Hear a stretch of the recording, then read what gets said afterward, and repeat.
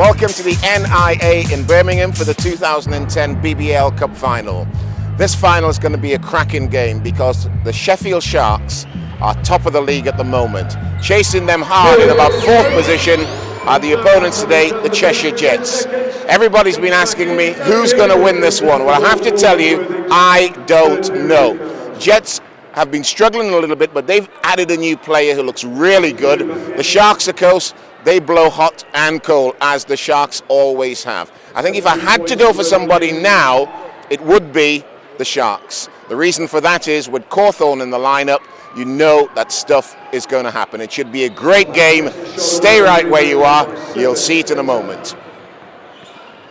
Feeling good. I think that we have a good chance to go out there and do something special tonight. It's been a while since Sharks been in the finals, so the win will be great.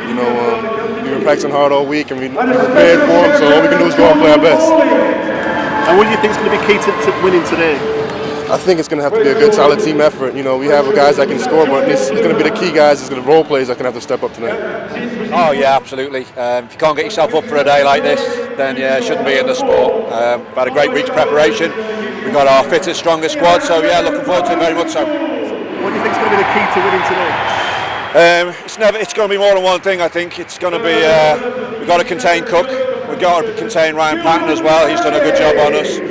But for us, we just got to out there, play as a team, play hard for 40 minutes, dictate the tempo, and we'll give ourselves a great chance. Richie, what do you think of the key matchups to today's game? I think you got to look in the back court. You got to look at Mike Cook and Ryan Patton for Sheffield, and Ches Marks and Paul Peterson for the Jets.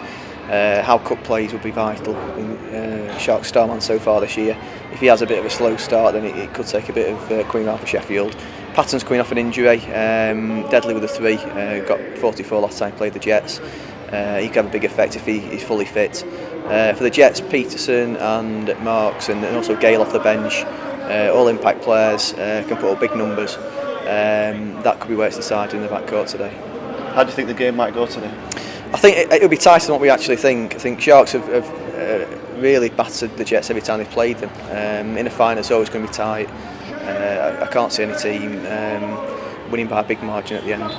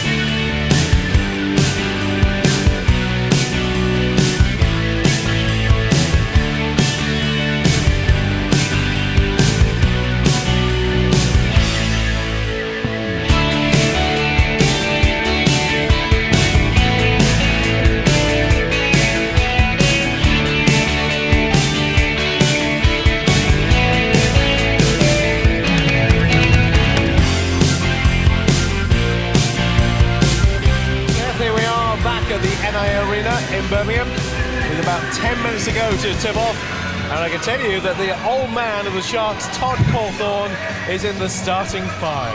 Can you believe that? At the age of 38, Todd Cawthorne is in the starting 5 for the Sheffield Sharks. Tafari Tony, Ryan Patton, Todd Cawthorne, Mike Cook and a team of Lions are the 5 who will start for the Sheffield Sharks, and for the Cheshire Jets it will be Jeremy Young, Colin O'Reilly, Paul Peterson, James Hamilton and Ches Marks.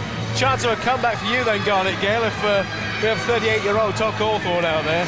I'm a little bit older than Todd, and I don't think so. My tender age is 45.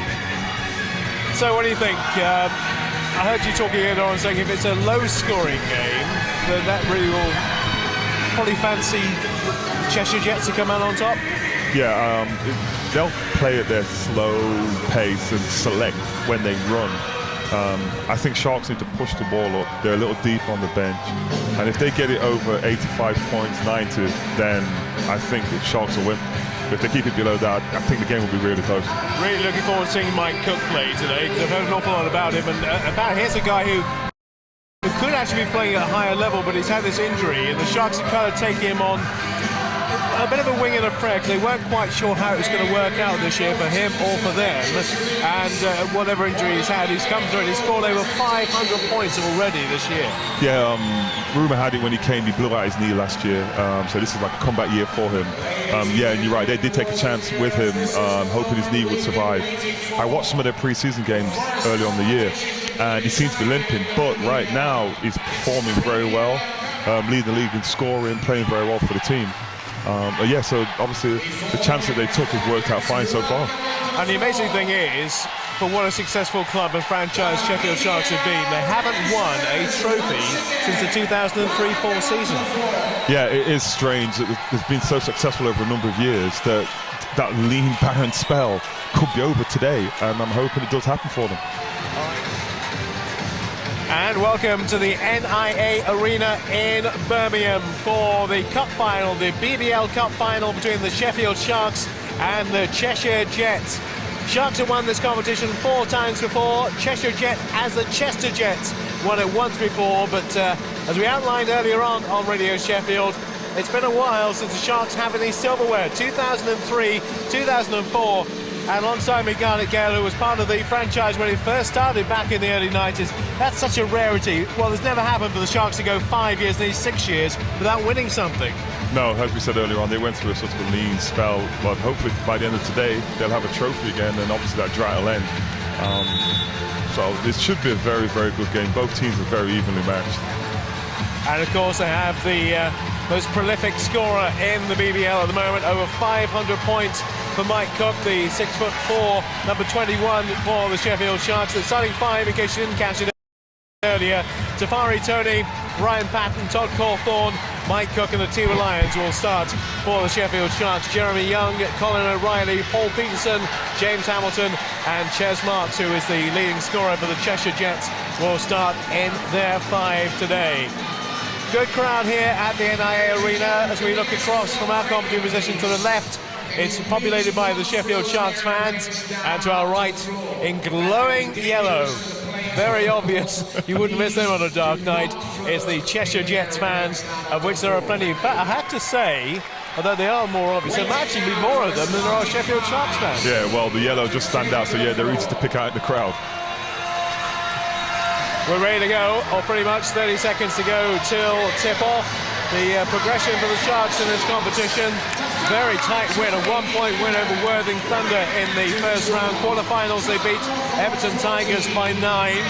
And then they had a 2-legged semi-final with Leicester Riders, which they won 86-74, followed by 81-78.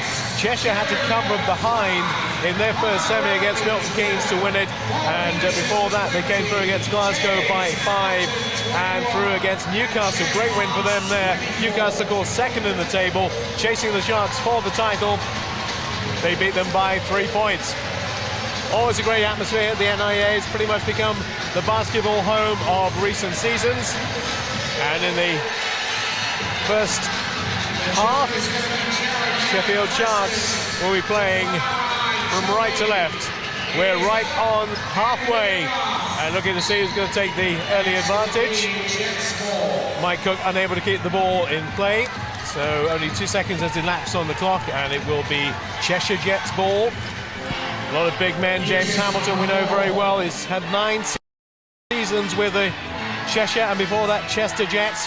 Had a couple of seasons in London in between times. Very experienced campaigner initially. Peterson's trying to go the long way round to the basket, but can't keep hold of the ball. Here comes Mike Cook away to Patton out on the left-hand side of the court. Works the ball inside for the turnaround jumper from Mike Cook, but it comes back off the ring. And 30 seconds have elapsed, and we don't have any points yet, but we do have the first Sharks attack.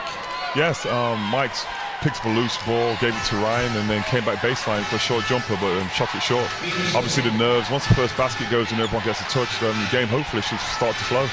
Often happens at Wing Cup finals. It takes a while for the first one to be drained, and there is the first one being drained. It is a 2-pointer for Ches Marks, 3-pointer for Ches Marks to start things off. Right on the line, but he gets the first 3-pointer from out wide on the right. Which puts Cheshire Jets in front.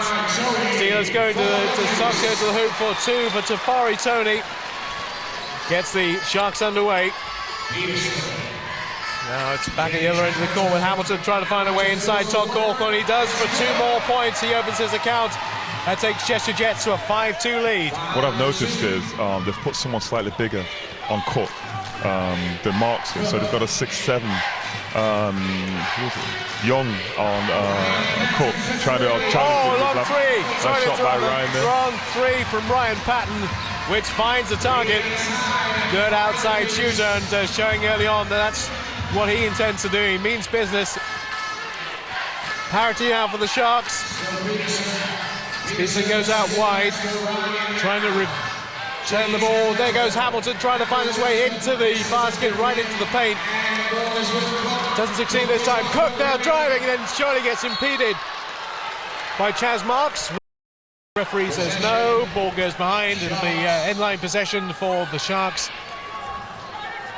Let's hope they're consistent with the non-calls then.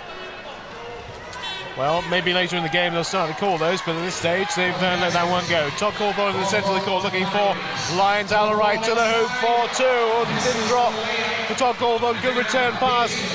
Couldn't find a way through. At the other end, up and under from Colin O'Reilly. Doesn't find its way in a couple of missed baskets. Chester dropped into a zone that last one just there. Todd went down the lane and missed the easy layup. Cawthorne under the hoop, and it's taken away from him. Peterson now goes to the hoop at the other end for 2. And Cheshire Jets have a 7-5 lead after 2.5 minutes. Slow, steady build-up by Cook, who's switched from right flank to left flank, and another outside shot for 3, and another 3 drained by Ryan Patton. His second 3 of the game, and the Sharks are holding on. They're the home team. Points so far. It's actually only a 2 in the end. Right on the line, so 8-7 it is. O'Reilly has it for Cheshire Jets. Halfway through the court, Peterson making a drive to the basket, rejected by Tony. Pushing it behind for end-line ball. Great rejection by Tafara Tony. Early reaction to that shot. He managed to palm it away. 3 seconds left on the shot clock. Yeah, obviously the ball doesn't start the clock off until it's been inbounded. Until the first person touches the ball, then the clock starts to reduce. We've had 3 minutes and 2. 8 points to 7. Cheshire Jets have the early advantage, and O'Reilly doesn't get the shot in time. The 24-second shot clock has elapsed. Nearly lapsed myself back into the old 30-second shot clock like it used to be. Yes. But it's now 24, so they have even less time to... and then the Cheshire Jets putting a press on. Try and stop... well, looks like they're trying to deny Ryan the ball. Force someone else to bring it up. Todd Cawthorne has it. End-line possession for him. Does give it to Patton, who's going to return the compliment this time to Mike Cook, who's not into the game yet. Oh, that's surely an intentional foul? Well, Jeremy Young gets the foul given against him. And there was a block right on halfway, and that's a way to take your man out. Mike Cook's had absolutely no chance of progressing there. He was absolutely taken out on halfway, and I think he's probably still seeing stars. Yeah, he just seems to be holding his head right now, but I'm sure once he gets the ball in his hand. Atiba Lyons goes for the up and under as an offensive foul on Atiba Lyons. Well, didn't see that one coming. Atiba, just like a train, decided to put his head down, drove to the hole. Hamilton, with that 38-year-old body, took the charge. So 8-7 it is to Cheshire Jets early on.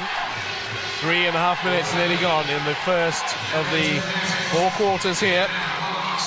Marks trying to work down the sideline, trying to find some room. Can't find any room down the right, so pushes to the left. Marks now switched to the left and bounces the ball 3 or 4 times. Bounce pass inside to Young, and Young goes for the opportunity from mid-range. And 2 more points for the Cheshire Jets. Right, another foul has been called. Cheshire trying to pressure the guards up the court, the full court. Another foul has been called on Peterson.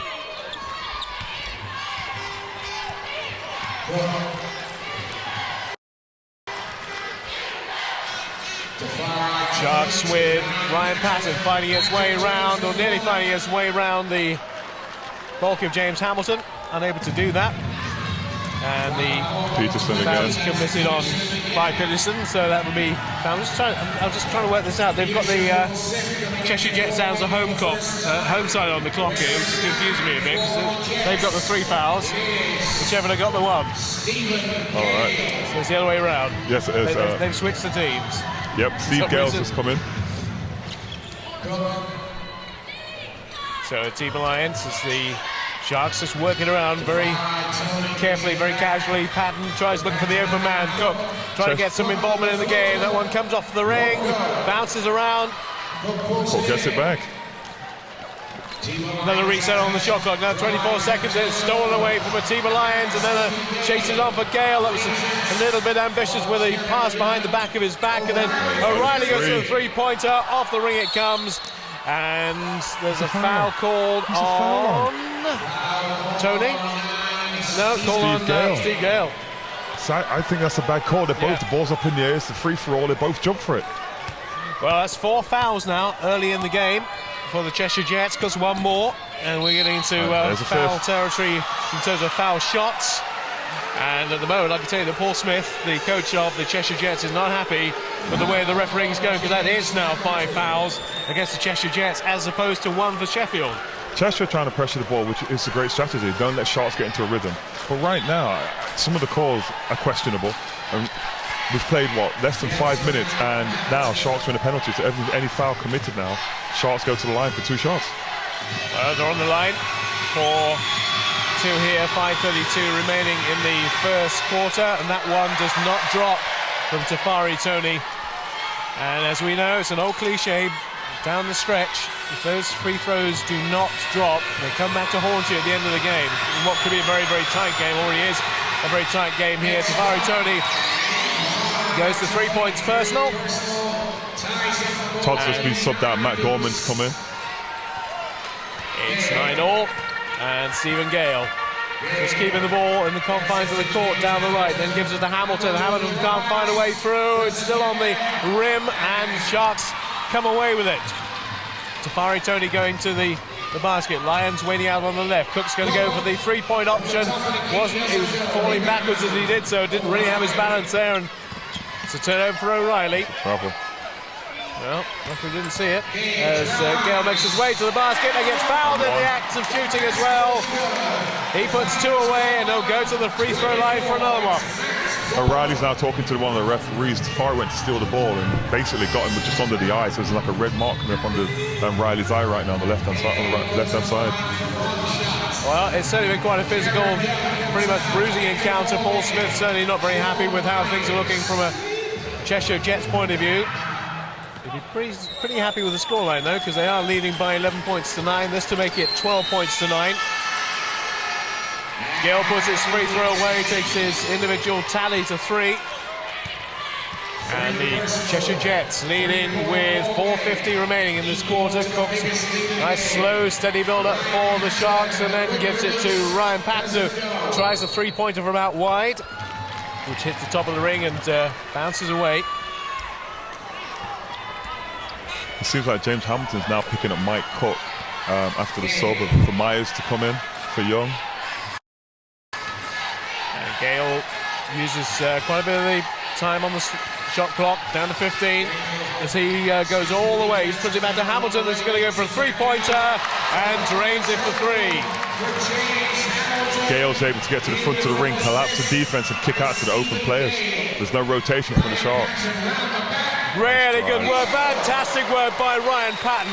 to find a way through where one didn't seem like it existed. He managed to get himself through a crowd of bodies, but meanwhile at the other end, a three-pointer from Chaz Marks responding almost immediately. And 18-11, look at that scoreboard, it's starting to tick along now. Cook not really instrumental in the game, they're marking him out of the game at the moment.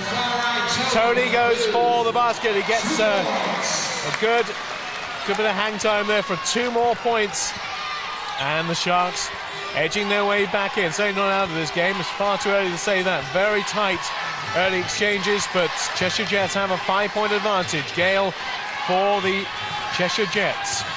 With Hamilton waiting just behind him to take the drive to the basket, puts it up, and again a great rejection by Matt Gorman. And timeout has been called by the Sheffield Sharks. The team of Lions want to have a word with his boys because after 6 minutes and 33 seconds of this first quarter, it's Cheshire are very much in front by 18 points to 13, but they do have 5 fouls against their name. Yes, to be honest, right now I think a team should take himself out of the game and bring in the Canadian Michael Tucker, just to give him a little different option, so give him time to look at the game as well and make some changes if he needs to. So scorers so far, only 2 of them for the Sheffield Sharks. 8 points to Ryan Patton, 5 to Tafari Tony. And for the Cheshire Jets, 6 points to Chaz Marks, 5 to James Hamilton, 3 for Stephen Gale, 2 from Jeremy Young, and 2 from Paul Patterson as well. So only 2 scorers so far for Sheffield. Yeah, it seems like Cheshire right now are trying to share it around, so that means the Sharks defense has to then pick up every individual. But as you said, they're making Mike Cook work for his shots. He obviously hasn't made one yet. Ryan's picked up the bunch and shot a couple of threes. Tafari's just got his first layup inside. So it seems, to be honest, it's still quite evenly balanced right now. Well, Mike Cook yet to score a point. That's not something I thought I'd be saying with nearly 7 minutes gone on the game. But that is a fact. He hasn't actually scored a point, hasn't been allowed to get into scoring positions very often. So Ryan Patton's done the bulk of the scoring for the Sharks so far, 18-13. And we look away to our right-hand side. See the ball being inbounded by Sean Myers. Long-range 3 attempt by Stephen Gale, was in the air for a while. Right on the shot clock, didn't drop. Now Ryan Patton, who's directing the traffic, gives it to Mike Cook. Cook is working very deep at the moment, trying to get away from his markers. Then a couple more steps towards the basket. Cheshire in the zone again, they're in a normal 2-1-2 zone. Mike shoots from deep. Yeah, long-range effort from Cook, doesn't reach the target, hit the ring, but came back. And immediately turnover for Cheshire Jets. Gale trying to go to the baseline. And the ball last came off the Cheshire player. Yeah, Stephen tried to take Ryan. Ryan got his body in front of him, tried to kick it out to play him 3 straight out court. Cheshire still in their 2-3 zone. If Sharks don't make the outside shots, they'll stay in it the rest of the game and basically save themselves having to chase around players. Patton looks for the outlet pass, gets it through to Mike Cook, who reverses for his first 2 of the game. It's been a while in coming. It's taken 7.5 minutes, but he's there now. Now at the other end, everyone just scrambled over the top of the net and fell back from James Hamilton. So Sharks again with the ball back in their hands.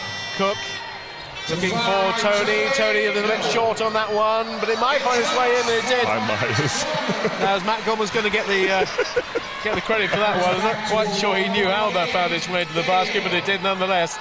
And the Sharks at 18-17 behind for the time being. Have closed that gap, and there's Marks with a follow-up. And he puts it off the ring, and it goes behind. And I think a couple of his teammates are saying, well, why did you do that? You had plenty of people closer to the basket for the second attempt, and he didn't choose them. And he didn't, so the Sharks have a chance to go and edge their way in front again as the Ryan Patton for 3. That's his third 3 of the game. Got to get a hand up. Got to get a hand up on Ryan. He's too good a shooter, too talented of a player to leave that wide open, especially in your zone. Well, he's been absolutely on the money today. All those 3-pointers have found their target. Meanwhile, at the other end, they're going right over the top of the hoop from Sean Myers, but they've kept possession of Cheshire Jets. Marks going for its first attempt, second attempt. Now it's a Hamilton. The time is running down. They've reset the shot clock because of the attempt, and then foul committed under the hoop by Matt Gorman. Blocking foul. 2018, Sharks leading. They're up to 3 fouls. Gorman's gone out, and Mike Tuck's come in now. So Sharks go slightly smaller, but hopefully quicker. We'll see. 21 seconds on the shot clock.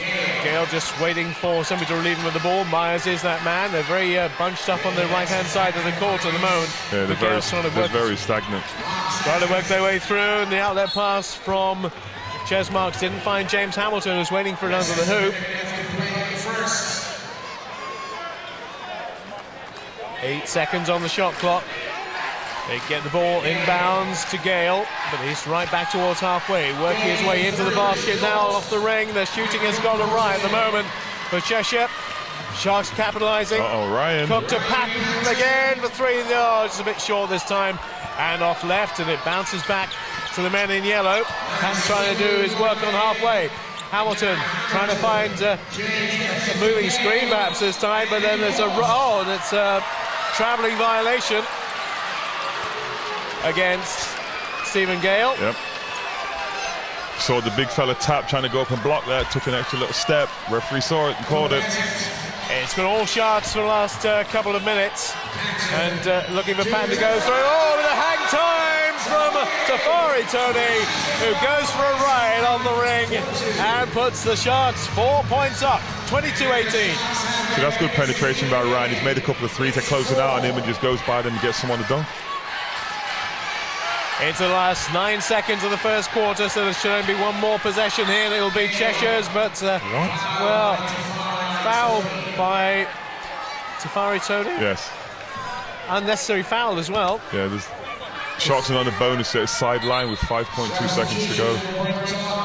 So Colborne's back into the game. Who's coming out? Coming back. Tap's coming out. Tafari Tony's coming out. So last possession, no, it should be. Yeah, it should be. 5.2 seconds. Marks gets the ball inbounded to Hamilton. Hamilton can go on a charge towards the basket, and then a long-range attempt by Stephen Gale doesn't find the target. So the Sharks, who are trailing for a lot of that first quarter, find themselves on top after 10 minutes with some good shooting right at the end. Yeah, Ryan has always been an excellent three-point shooter and has done a really good job, made a couple of open threes, and right now he's trying to take it to the hole and get everybody else involved. So why was there the sudden transformation in that? Because they were, 6 points down, 19-13, and obviously 18-13, and suddenly a dramatic and quite rapid change in fortunes there. Well, Cheshire made in the early part of the fourth, were making their outside shots. Now the second part starts to get tired. Shots are dropping short because they're not using the legs. Sharks have realised that their shots weren't dropping, started to get a couple of penetrations and getting other people layups. But that's how the game goes. You're comfortable at one point, all of a sudden one thing happens, or someone doesn't get a pass when he thinks he should, and then someone else goes down and gets a layup. Right, just checking our scoring for the first quarter. Tafari Tony with 7, Ryan Patton with 11, Mike Cook with 2, Matthew Gorton with 2. Which makes 22, so I'm going to ride for a change, it's quite nice.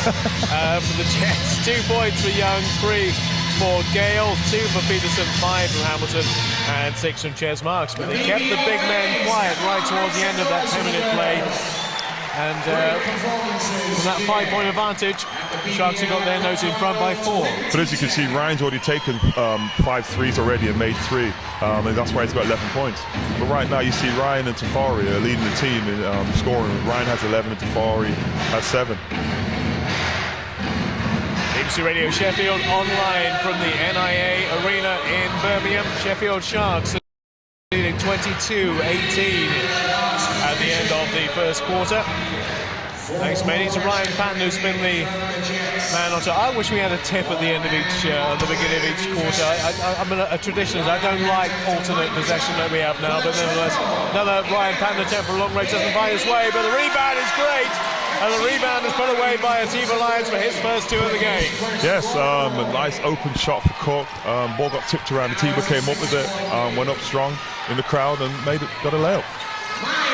Myers going for the three-point attempt, but can't find his way through. Young trying to get off the ring. 24-18, Sheffield Sharks with Patton. Oh, trying to find the man in front of Tuck. Travel.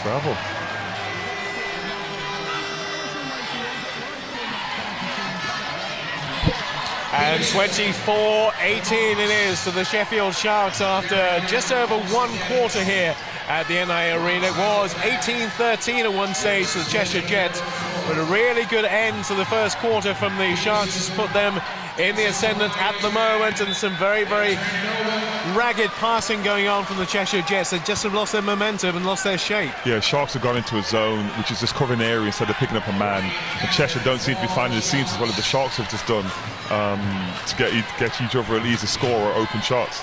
Ryan Patton has been the star so far for the Sharks with 11 points. We haven't really seen much of Mike Cook. He's been marked out of the game, and here he comes to the basket looking for two. This one doesn't drop, still won't drop, despite the fact there were a couple of palms on it, including that of Mike Tuck. But, and also, Mike Cook's getting a little bit wound up. He's having a chat to the official, saying that maybe he's not getting the protection he thinks he ought to be getting under the hoop. Maybe, but he's getting the shots he normally would get in games, just right now, just not making them.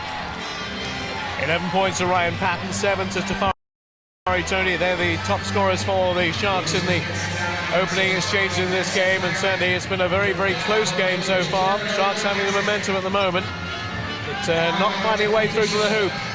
Everything's from outside. Sharks are making them shoot from outside, and they're not shooting very well at the moment, and Mike Cook has possession of the ball for the Sharks, working himself across the left of the court. Working inside. I think Tafari Tony was thinking about a three-pointer, but the team of Lions will take it to the basket. Doesn't drop again. And a turnover, a 2-on-2, but a 2-on-1 break here for the Cheshire Jets. First one rejected, second one put away by James Hamilton. And Sharks are still a bit sloppy under the basket. They had 2 or 3 opportunities to put it away. Mike Tuck has it to Cook. Cook again being double teamed really, but managed to get the ball away to Tafari Tony. Then another three-point attempt from Ryan Patton, who's got 3 out of 5 in the first quarter, but not quite so successful in the second. Mike Cook goes for a long-range effort. And at the moment, the three-point plays for both sides are not quite working. James Hamilton palms the ball back.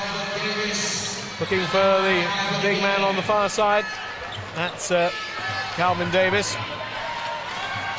Davis watches the ball wobbles in the jaws and then falls out again to Mike Cook.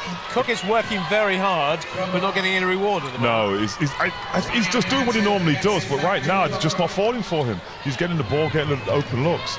But like it says right now, they're just not dropping for him at the minute. Team Alliance takes it into his own hands and just forages his way through. Just really said nobody's going to stop me on the way to the hoop this time, and nobody did stop him. And his second basket of this quarter gives a 6-point lead, biggest lead of the game for either side so far. Sharks 26, Cheshire Jets 20.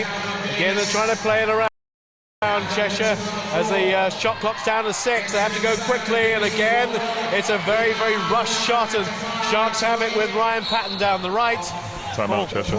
Comes off the leg of one of the Cheshire Jets players, and we have a timeout for the Cheshire Jets. Paul Smith has some work to do with his team because they are looking at a 6-point disadvantage at the moment after leading by 5 in the first. Yeah, the shots are just not dropping right now, and they're not getting the ball inside. So they are struggling, and unless they consistently make the outside shot, Sharks will continue to sit in the zone and force them to make them. On the other end, Sharks are rebounding very well. They're getting little tips and keeping the ball alive. Can you be ambitious with their three-point attempts? Well, both teams are right now because they're not dropping, so they've got to go to the second option, which is to get a penetration and get someone a layup. Well, we haven't seen much of Mike Cook so far, just the 2 points. Over 500 points he's scored in the BBL this season, but just being sandwiched out of the game. They're double teaming him when they can. They're putting big men on him. But Ryan Patton has picked up the slack. He's got 11. Tafari Tony has 7. And the Sharks do have that advantage of 26-20. And have some options deeper in the bench, probably, than Cheshire Jets do. Yeah, definitely. I think Mike's taken about 8 shots right now and made 1. Like I said, he's getting good looks at the basket. They're just not dropping at the minute. Both teams coming back out now. Mike's still out with Todd, with Perry, and Ryan. And Cheshire have made changes too, so let's see if the shooting percentages can pick up. Todd Cawthorne's out there. The ball is with Sharks possession, far side from us, from the Sheffield Sharks faithful. And the 24-second shot clock is resuming, with Tuck just palming the ball off to Cook. Cook falling backwards, again doesn't drop. At the moment he's not quite got his radar right. He's taking a few ambitious shots as well. The Sharks are about to fantastic work by Todd Cawthorne to smother out Colin O'Reilly. The ball now back down the other end, and there's Tuck for two for the Sheffield Sharks, who take an 8-point lead. Great work at both ends of the court there. Yeah, the transition game went really well. Cheshire pushed it down, turned the ball over, and Sharks got out and ran. See, Sheffield are still in the zone. Myers puts two down for the Cheshire Jets, trimming the lead to 6, but Sharks looking like the well-oiled machine that's at the top of the BBL at the moment. Yes, they are playing on moving the ball, moving themselves. Cook finds the open man. That's Tuck, who tries to go to the hoop and gets fouled in the process by O'Reilly. And one of the things that happened in the first quarter was Cheshire got into foul trouble very early on. They racked up 5 fouls quite early, giving the Sharks a chance for shots they wouldn't otherwise have had. Yeah, but also later in the game as well, if these fouls continue, they're going to struggle to find people to finish the game off. Cook has a nice move but falls over, and Cheshire out running again. Yep, they're trying to find an opening, but at the moment Sharks have every available space covered. And O'Reilly's going to have to go to Hamilton, the big man, at the low post, and he does go for the 2-point play, gets the 2-point play, and Hamilton, very experienced, 9 years with the Cheshire Jets, with the Chester Jets as they were before, and a couple of seasons at London Towers. Knows all about this game, he's been in plenty of finals, and he's their leading scorer with 9 now. Cook works the ball inside the Lions, who loses it. The player coach loses it and then gets it back, and the ball's going to be back with the Sheffield Sharks. Alternate possession. That would have been a jump ball in the olden days, but these days it's alternate possession. Yeah, it is. That's good hustle by T-Back to turn the ball over. Got it back off James Hamilton, and the Sharks got sideline possession with a new shot clock. Lions finding Cook in open space, working inside to Todd Cawthorne, the big man, just puts himself between everything and the ball and makes sure he carries it to the basket and puts the Sharks 6 points up again. 30 points to 24, foul called on Perry Lawson. That's the first foul of this quarter for the Sheffield Sharks. See, Cook's taking a break right now. Hopefully in this couple of minutes he'll get out, he'll get his head straight and come back in and be the player that we're all expecting to do at this final. Ryan Patton leading all scorers with 11. James Hamilton with 9 for Cheshire Jets, top scorer. And Hamilton will wait for this ball to be inbounded by Colin O'Reilly. Can't wait for too long. He just went for James Hamilton to dress himself properly. The TB is the only Sharks player that has not had a rest so far. So he's played the whole game, both quarter and a half right now. So fatigue may set in later on in the game. O'Reilly trying to find the man who's deep in the court and then gives it to Hamilton, and then it goes inside for the opportunity for Jeremy Young to put it away for his second basket of the game. And that trims the lead for the Sheffield Sharks down to 4, but they have the momentum again with Patton looking for Cawthorne for the 3-pointer. Then they go to Perry Lawson for the 3-pointer. He banked it, but did he call it?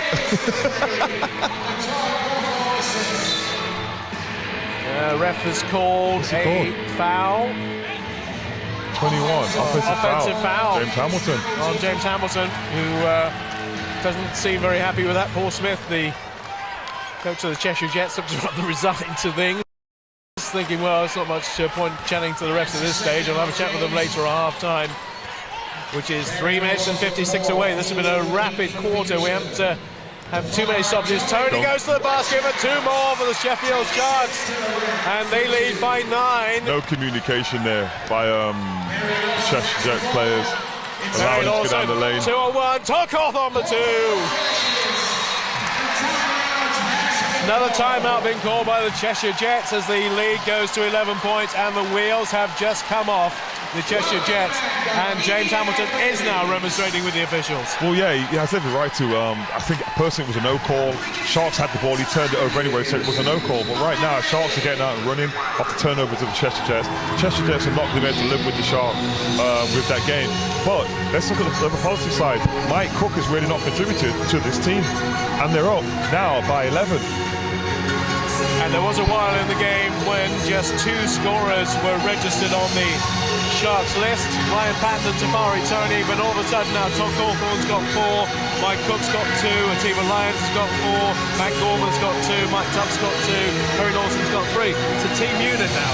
Yes, and that's what I'm saying. It's back to what the Cheshire Jets were doing in the early part of the first quarter. Movement to the ball, movement to themselves. Who are you going to guard? You can't leave anyone open because everyone's contributing now. 3 minutes and 37. And Paul Smith is doing his best to make himself heard above the din in the NIA. It does get noisy when they start playing the music in here, but well, they're just not communicating terribly well with each other. There's been a lot of outlet passes that haven't found their destination. They've been going for the long passes, nobody's been chasing after them. They're trying to change up their game here, Cheshire, without any thought of how they're going to do it. Yeah, Cook's back in the game right now, so let's see what the difference is. But Cheshire needs to just get some easy scores now, get the ball back inside, get a couple of layups, just to change things, get the confidence back up. So 11 points to lead for the Sheffield Sharks with 3:28 remaining in this quarter. Hamilton just spins and spins and spins and then gives the ball to Marks. Gets the ball back into, but Hamilton has no clue what he's going to do with the ball and still hasn't. 5 seconds. They've got to get a shot away here, Cheshire, or else they're in trouble. And a great block. As 24-second clock. 24 seconds have elapsed. The shot clock down to 0. Sharks are doing what they do best. They're hustling and they're scoring. Yeah, they're playing some deep. Perry Lawson decided to take the challenge and block the shot. There's good hustle there. Perry Lawson has it for the Sharks, carries it down. Bouncing with his left hand. Steal. And steal, that was a bit poor. Looks up and Colin O'Reilly takes it away and puts it in at the other end for 2. And just we were saying, everything looked very composed from the Sharks. That was a little bit sloppy in mid-court. Yeah, Ryan got doubled, didn't see the rotating player over. And, off his leg. No, came off his leg. Ryan didn't see the rotating player over, shot the gap, stole the ball and went and got an easy layup.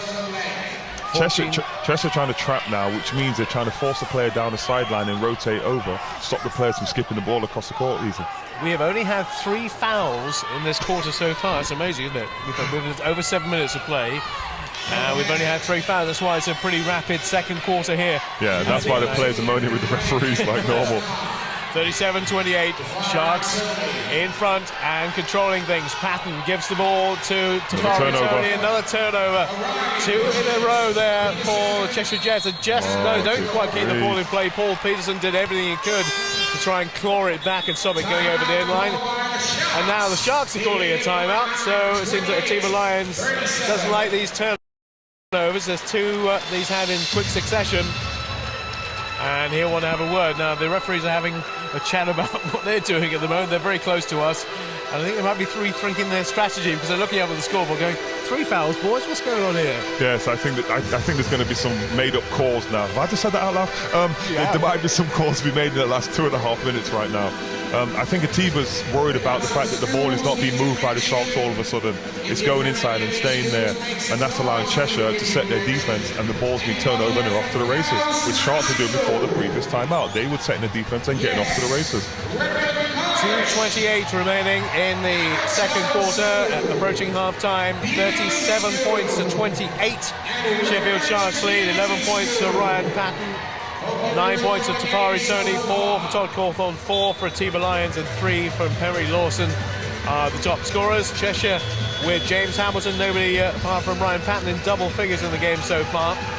But interesting stat up on the board, only 2 fouls committed by Cheshire and only 1 in this quarter so far, so we won't have any 3 foul shots to come in the second quarter. Well, this is back to what we're saying, a low-scoring game will work in Cheshire's advantage, the way things are going right now. Well, certainly if the turnovers don't stop coming from the Sharks, but they're just taking their time on this build-up. Cook's back on the court again. Tony to Patton, they're working around from centre of the court to the left, and then Cawthorne puts it out wide to the right to Mike Cook, and Cook, the ball is stolen away. They just managed to keep it in their own half, and then Cook goes to the basket for his second of the game, and he's short again. And it's backcourt violation, surely, by the Sharks there. Once again, the referees missed it. Everyone in the arena knew it was. There's another steal again.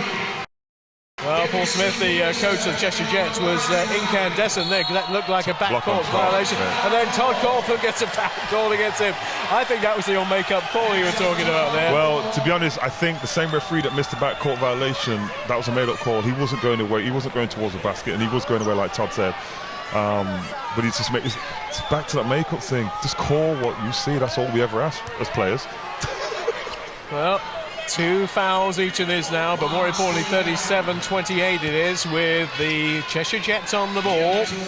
And O'Reilly, the Irishman, trying to look for a man baseline, goes back out into the centre of the court to Hamilton. Hamilton to Marks. Marks goes central, then goes back to O'Reilly. They're wasting time here, and they might be wasting an opportunity. There's nothing open for them. Now there is, but again it bounces off the glass. Offensive rebound. Back to Ches Marks. O'Reilly trying to look for a way to the hoop, and a little scoop from O'Reilly gives him 2 points, takes his total of 4, and takes Cheshire Jets into the 30s. They trail 37-30. And again, they're not giving Mike Cook any breathing space, are they? Every time he gets the ball. They keyed on Mike Cook. Obviously, he's been leading scorer all season, and they're pressuring him all the way up court, and they're doing a very good job right now. 37-30, 1 minute and 12 remaining before we get to half-time. A chance for a breather and a chance for a talk it over for both coaches. Let's see if Tony can go to the basket all the way. Gets fouled in the act of shoot. Oh, it's an offensive foul. No, really? Okay, I'm going to say this out loud. That was never an offensive foul. It was a blocking foul, if anything, or a no call. Tony gives him the... It gives him a very, very hard stare. I was waiting to say there's going to be free throws coming up here. That looked to me like an obvious block going to the basket, but nonetheless, the referees see it differently. Well, obviously, the conversation that the 3 referees had was to tighten things up. Yeah, well, they've done that with abundance. We've got more fouls now in the last minute we've had in the whole of the quarter before that. Young has the ball for the Cheshire Jets. So 5 seconds. Gale tries to work his way to the basket. He's not there yet. Good block by Todd Cawthorne, and then that's the shot clock gone. Possession back to Sheffield Sharks. Cook's waiting on the overlap. Cook for 2. Puts it away for his second basket of the game, and the lead is restored to 9. 39-30 with the last 30 seconds. 2 more possessions probably in this quarter. Yes, if they don't turn over the way things have been going. Hopefully Sharks end up with the last shot. If they run the clock down, which they're down to 9 seconds. 8. Steve's going to pull up and shoot this. Oh, he's trying to go baseline. Nice pass. And one. Yeah. On the Atiba Lions. Young got fouled in the act of shooting. And Atiba Lions gets a foul given against him. That's the 4th of the quarter, I think, for the Sharks. Late rotation by Atiba. And Jerry Young will go to the free throw line for 1 to trim that lead. Take himself to 7 points personal and make it a 6-point ball game. Sharks have one more opportunity with 6 seconds to go to put this one away. Patton's looking to set himself up for a 3. Ryan drew a foul. Who got fouls? That's the question. I thought Patton did, but 2 shots. Yeah. Yeah. So there'll be 2 shooting foul shots to come. Now Cheshire are complaining. Ches Marks is not happy. Stephen Gale's not happy. Nobody's happy at the moment. Well, I just think everyone's confused now with the referees going with this calling. At some points, they haven't called anything, like we said in the first early part of this second quarter. And all of a sudden, in the last 3 minutes, they've made 4, 5, 6 calls, which everyone's questioning. So that shows how confused everybody is with what they are calling. This could be Ryan's first points of the second quarter. So 1.8 seconds remaining, and Ryan Patton takes his total to 12 and takes the Sharks to 40. 40 points to 33. First free throw drained. Here comes the second. That one thought about it, but eventually did work its way around the rim and drops. And nobody's touched the ball. So it should be back down there. Baseline, back at the baseline. Yeah, it should be back at the baseline. Nobody touched the ball when it was inbounded. Went straight through to the other end. So nobody touched it on the court. The clock hasn't restarted. Still 1.8 seconds remaining. Let me take a raw swing at this. Ryan for 3. See what happens. Ryan certainly for 3. waiting in prime position. Right there. Here he comes. Oh, no. It bounced off the top of the clock and off the top of the stanchion and went away to safety. And after 20 minutes play, it's been a rocky kind of game in terms of possession, in terms of the momentum in the game. But it's looking good for the Sheffield Sharks at this stage. Only an 8-point advantage, though. What do you think the key to the success in the first half was? Defense, we were playing pretty well. We're making them shoot contested shots late in the clock, and we got to take out a little more rebounds to do a better job of closing out the possession. What do you think is what more in the second half? The second half, we need to play a little better offensively and less turnovers. Thank you very much. All right, thanks. We'll just remind you what the situation is in the game. After 20 minutes play, it is 33 to the Cheshire Jets, 41 to the Sheffield Sharks. Top scorer for the Sharks, 13 points to Ryan Patton, 9 to Fari Tony, and then there's some fours thrown in there. Todd Cawthorne's there, Mike Cook, and a team of Lions, 3 from Perry Lawson, and 2 from Matt Gorman, and from Mike Tuck. And for the Cheshire Jets, 9 points for James Hamilton, 6 from Ches Marks, 4 Colin O'Reilly, and 3 from Stephen Gann. Also, 7 from Jeremy Young as well. So it's been a decent spread for them. James Hamilton's worked very, very hard, but hasn't managed to get the double figures as yet. So 3 minutes and 44 we resume here, 41 to 33. The Sheffield Sharks lead at half-time. Head coach of the Jets, Paul Smith. How's it going, Paul? Not so good. It was a poor half for us. A real lack of defensive intensity all over the floor, really. We need to make it an up-court, 94 feet, speed and quickness game, and we haven't had any of that yet. Are you going to be able to get him to do that in the second half? Well, we'll see. We're only 8 down. So we're right in the game. Just got to try and come out strong. We know we need that 8 to go to 12 or 15. We need to come down to 4 or 6. Jared Young's made a good start, hasn't he? Yeah, he's a great athlete, gives us the energy that we want. We need some support from his teammates. Okay, cheers, thanks a lot. Mate.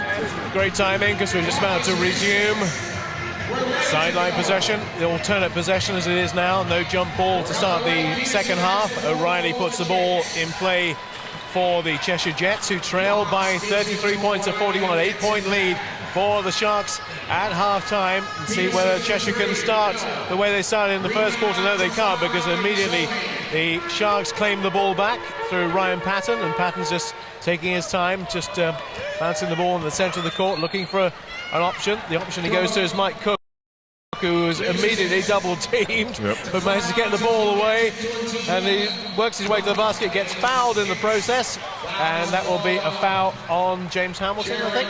No, actually on Jeremy Young, but nonetheless it is shooting foul, so that will be 2 free throws for Mike Cook. I'm hoping these will help him get his rhythm on his shot right now. I was watching him sit down while the rest of the players were warming up, and like I said, I was trying to read his thoughts, and he doesn't seem to be here. He's shaking the head now. He's not happy about what he's doing or what he has done so far.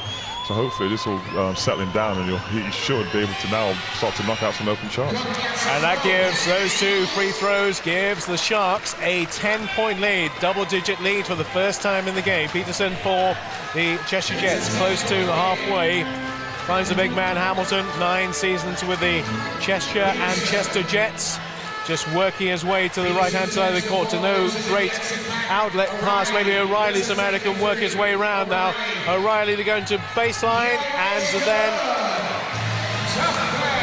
Jeremy Young puts 2 points away for the Chester Jets, so we're back to parity in terms of the advantage. 8 points it is remaining, 43-35. That's good patience by Tom Cawthorne gets, intentional foul. Intentional foul committed on Todd Cawthorne by O'Reilly, and that means Sharks will get shot and sideline possession. Yeah, there was no need for it. Just give him the layup if he's going to make it, then fine. If he misses, then you get a chance to offensive rebound. But Todd gets 2 shots right now, and the Sharks get the ball back. I know it sounds strange, but the momentum's sort of swinging slowly now towards the Sharks. They seem more composed, more confident, and comfortable right now. First one put away by Todd. He goes to 5 points personal. Second one put away by Todd, and those free throws are being put away. The average is very high for the Sharks, and they get sideline possession because that was an intentional foul. So Tiber Lyons will have it, and he can put it back into his own half of the court, which he does. Ryan Patton again calling the play, slowing the play down, finding Mike Cook. Cook puts the ball to Tony. Tony going for the two, comes back off the rim. Great rebound by Todd Cawthorn. Then it's back again with Ryan Patton. The open man is Cook going to the basket. Short. Well, that shot looked like it was going down, but didn't. In fact, make the hoop in the end for Mike Cook. It's just a little bit short of what we expected to see from him today, but nonetheless, still contributing to the game, as it is Hamilton at the other end, who had a very good chance for a hook shot and just put it wide. And Sharks have possession, do they, at the other end? Or? Yeah, they do. Yeah. Good hustle by the Cheshire Jets players. Minute and 50 gone in this third quarter. 8:10 remaining in this third period. 45-35. Sharks lead. Patton looking for Cawthorn for two. Dribbled, but didn't actually drop in the end. Went round the rim and fell back out on the other side. Patton does a really good steal for the Sheffield Sharks. Gives it to Cook. Cook, offensive foul. Put his arm straight into the chest of the Cheshire Jets player. And I think what you were saying at half-time has pretty much borne fruit there, because he's just not on his game, is he? No, his mind seems elsewhere. To be honest, I don't know what could be going on right now. He's been such a superstar so far this year in the league. And right now, maybe it's the pressure, he's put too much pressure on himself. I don't know what it is, but he isn't performing whatsoever. Well, luckily for the Sharks, nor Cheshire at the height of what they can do. 3 wins already this season for the Sharks against the Cheshire Jets, going for 4 here. Peterson looking for O'Reilly in the centre of the court. O'Reilly has to move backwards, forwards, sideways, trying to find some room for himself. Then Young is hustled out of it by Tafari Tony. Great work under the hoop for the Sheffield Sharks man. Now here comes Patton at the other end and just puts the ball up for Cawthorn. Can he keep it? Oh dear! Todd Cawthorn, I don't think actually knocked the player into the boards on the far side, but the advertising boards have gone flying. And Todd says, "What me, Gov? It wasn't me." Todd just using his veteran status and just easing him out with his bottom. There's a very canny little move there, and the Sharks retain possession. Cook has it to Tafari Tony. To Cook again. Cook goes wide this time, trying to work his way round. And gets one. the 2 and 1. And one. Yeah. The shot was on its way in when the call was made, and he gets a 2+1. And all of a sudden, the lead is back to 10 points.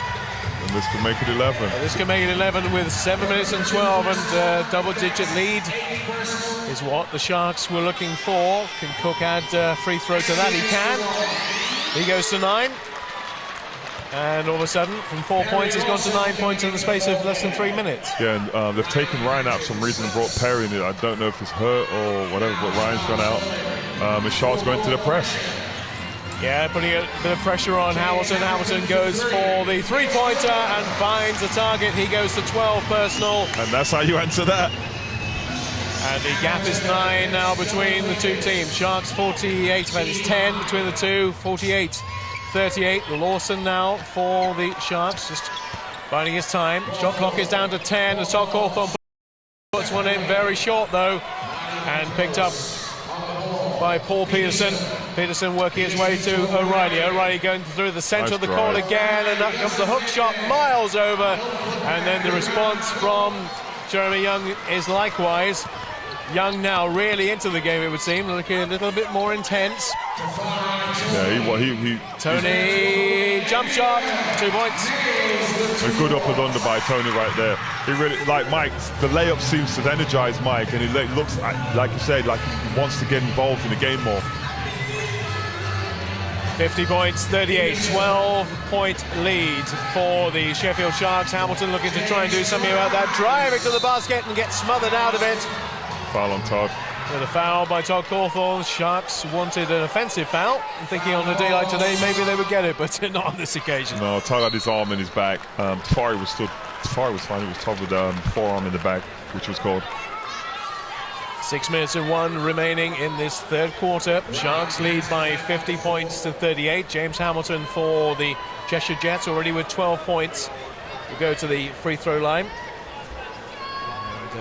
And veteran, he's been around for a long time. It's 38 next week. It's veteran, isn't it? Yeah, not in your terms. Oh, obviously not in comparison to me, no. But yeah, he's a veteran. He's been around. He's been consistent through the years. He's been here inside, outside game. Very, very talented, very smart player.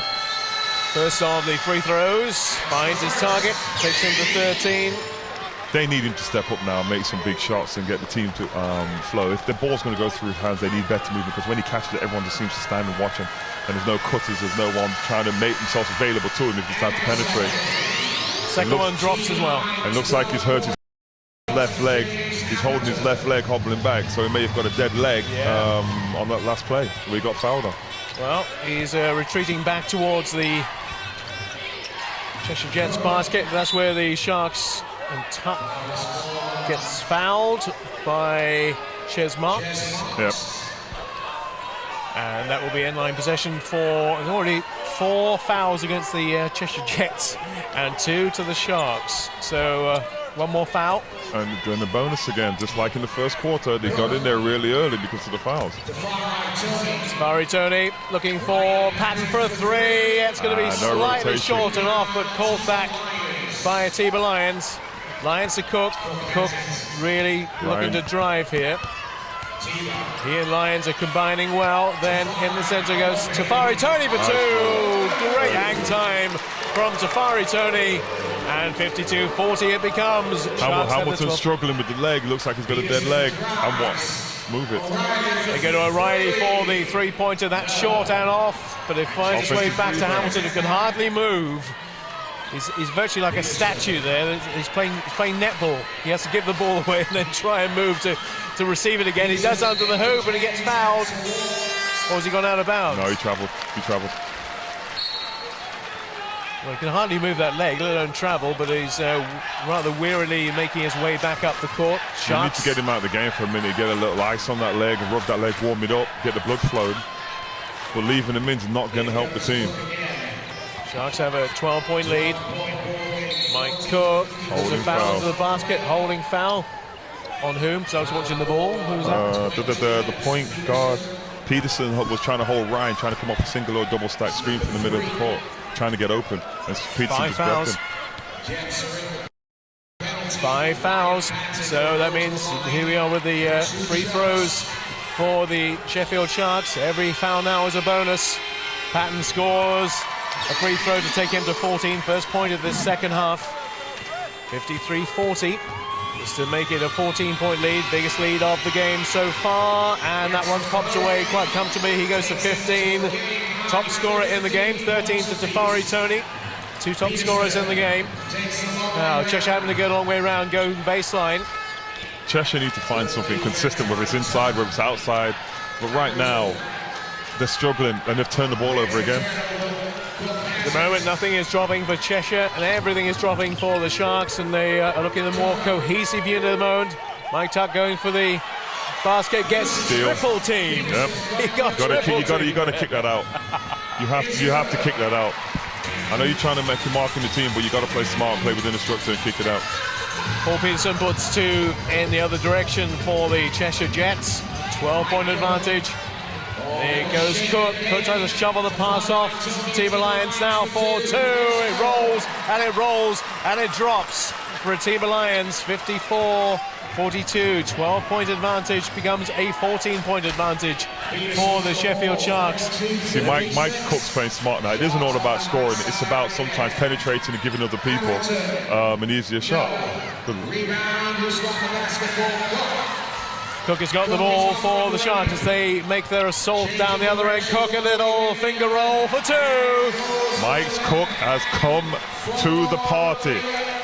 There's a smile back on his face now, a couple of layups, couple of steals, couple of assists. The Sharks now are up by 16 points. 58-42. That's 11 points of Mike Cook, who scored 7 in this quarter. Yes, like I said, obviously those free throws helped him. He got that easy layup on the one, and he, like I said, decided to come back and help the team out, not just by scoring, but passing and rebounding as well. And it's shown with the score. The score's ballooned out to now 16 points. 11 points to Mike Cook, 15 to Ryan Patton, 13 to Farah Tony. And the only player in double figures for Cheshire Jets is James Hamilton, and he's got a gammy leg. Yeah, I just think that Cheshire have got nothing consistent. They're going to. In the first quarter, it was Ryan. The second quarter, Tafari Todd stepped up with other people, and right now, Mike Cook for the Sharks, but for the Cheshire Jets, they've got nothing inside. They've got no consistent shooter outside, so they're just turning the ball over. Also, the Jets are in foul trouble. They have 5 fouls committed in this quarter, so every time they foul, the Sharks will go to the free throw line. And Hamilton limps his lips back out of the timeout. And here's another plane. But I think they should get him out the game. They've got enough big people and depth on the bench. Should be able to take him out for a couple of minutes, get his leg rubbed, and get him back in. Well, he's hobbling, he can hardly move, he's got his hands on his knees, he's bent double, but he's still there, though he's not very mobile. He's not really that mobile at most times. He's not. No, he isn't. So I don't understand why the coach is not taking him out, trying to get the physio to do some work on his leg, get him out for a couple of minutes. Because he's not helping the team right now, still. He's gone under the basket, waiting for this one, and again, he can hardly move, but Peterson's crisscrossing with him. The ball goes out to the far side to Gale, it goes off the top of the ring, and again, the Sharks steal. Comes back off the hoop, and it's in their possession yet again. Cook looking for an option. The option is Ryan Patton. It doesn't fall this time. In fact, it wasn't very close at all. Came back off the glass. Hamilton seems all right when he's got the ball in his hand, and another turnover. Yeah, yet another turnover. It's turnover followed by another turnover. Cook for 2. Nicely put away.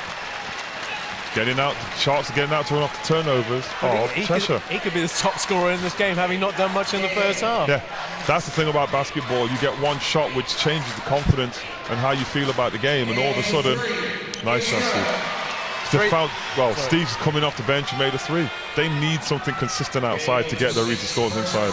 Well, the lead is 15 points, 60-45. Sharks in the ascendant at the moment and looking for Farah Tony to get. I thought he got fouled. Yeah, so did I. On the baseline, right in front of the referee. Referee said no, and he said he carried the ball out. So James Hamilton can start the move down the court this time for Paul Peterson. Peterson tries to go all the way and gets blocked by the hip of Tafari Tony. How many's that? That takes him to 4. That's his third. That's Tafari's third foul. Yeah, it's his third foul, but 4 on the team fouls, I think. Yeah, Matt Gorman's coming back in now.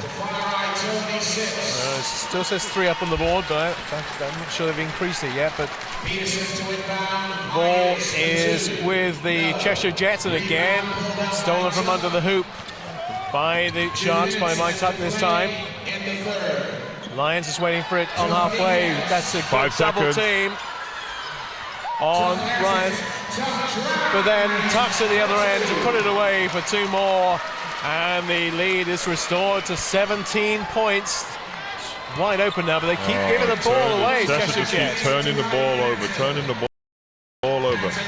Patton going all the way for 2 again. So he's getting into an up and down game now. Gale, that's an offensive foul. That's an offensive Gale. No, that's as blatant as an offensive foul as you're going to see from Gale. And Stephen Gale's not very happy with the call. I think that's one the referee actually got right today. Yeah, he actually did get it right today. He was obviously at the point Patton was going to give up the ball to Steve. Atiba read it and just stepped in his path. So Sharks looking comfortable. 123. Cheshire trying to press. 62-45. Atiba Lions has it.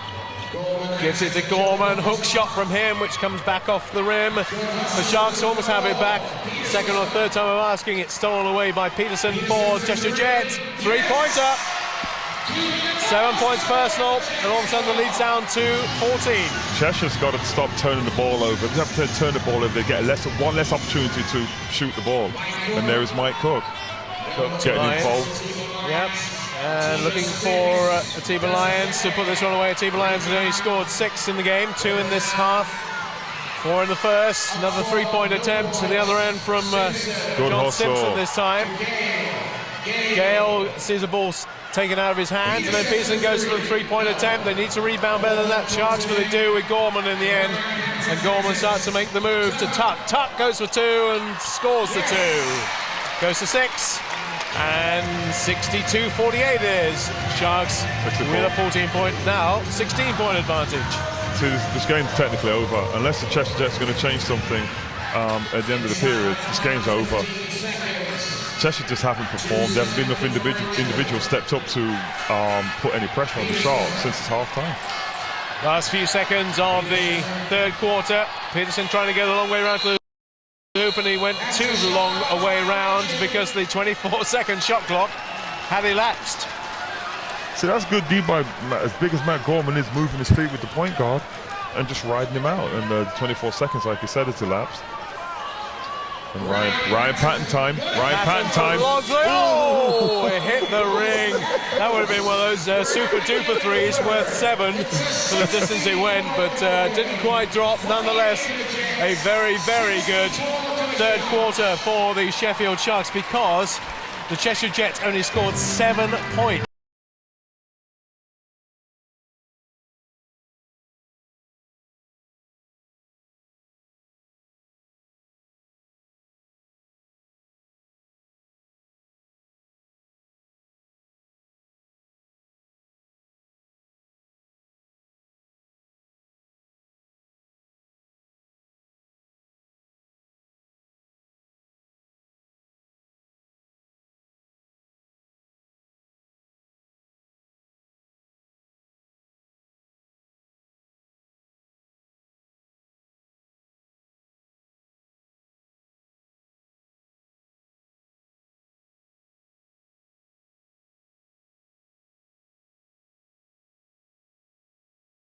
Only 2 points in that quarter. Tafari Tony, 13. And contributions now from Mike Tuck with 6. Atiba Lions with 6. Todd Cawthorne with 6. And Cheshire relying a lot on James Hamilton, who, depending on whether he has the ball or hasn't got the ball, looks like a one-legged man, or Linford Christie. Yeah, well, basically going downhill on the offense, yeah, he's fine, but getting back and trying to play D, he's limping. But I still think they should have took him out of the game earlier on, and then banked everything on the fourth quarter. But right now, this next 2 minutes to start the last final quarter, if they don't close this gap or get a couple of good defensive stops where the confidence picks up, this game's over. This game's technically over. But Hamilton is still coming back out on the one leg. Yeah, he's logging an awful lot of court time today. 64-48 as we enter the last 10 minutes here at the NIA Arena. Ryan Patton takes possession of the ball for the Sharks, works it over halfway, gives it to Cook. Cook looking for Gorman. Gorman gets fouled with his back to the basket. Paul Smith, the Cheshire Jets coach on the far side, believes there was a foul committed before that, which should have gone to his team, but nonetheless it will be end-line possession for the Sharks, a reset of the shot clock. Patton will inbound the ball, get it back again, tries to get it to Cook. Cook does eventually get hold of the ball. Atiba Lions just waiting to see where his options are. Cook's making a lot of movement. He was standing to the right of him when that move started, and then he was left right on the sideline waiting for the ball to arrive. Yeah, the ball goes through his hands. The ball seems to go through his hands a hell of a lot. There's just been confusion between the player and the referees when they inbound the ball. Yeah, he just like to touch the ball or have the ball in his hands a hell of a lot. Cook from Lions. Cook looking, 6 seconds on the shot clock, going for the 3. No, that's a bit ambitious. Though he did set himself up quite nicely. He's probably not quite on that form today, just easing his way back into the game. Scored all those points in the third quarter, went from 4 points to 13, and perhaps want to try a few tricks now. Yeah, he was taking it to the hole then, so don't go back to launching up threes. O'Reilly takes it to the hoop for the Cheshire Jets and can't put it away. Great defence by the Sheffield Sharks, who are now raging and raining down on the Chester Jets basket. They're just easing it up. They don't need to rush. Every 24 seconds they can eat up means they're a step closer to winning their first silverware since 2004. As Gorman, lovely move by Matthew Gorman. Cook's creating with his penetration, the Cheshire collapsing and then kicking out to the open man for the wide open jump shot.